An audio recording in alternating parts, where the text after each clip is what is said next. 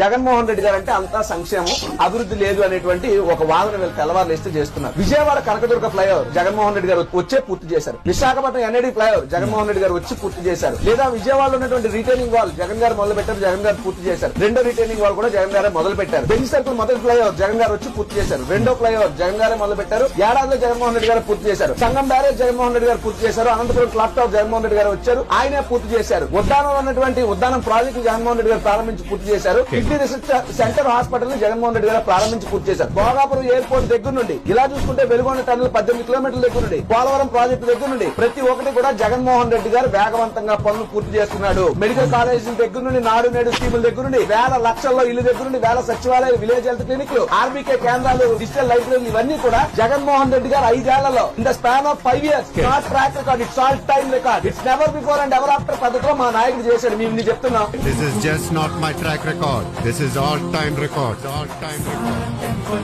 చెప్పండి అలాగో 10. నాకు రాజీవ్ గారు మాట్లాడుతుంటే చాలా ఇంకేం మాట్లాడాలో అర్థం కావట్లేదు.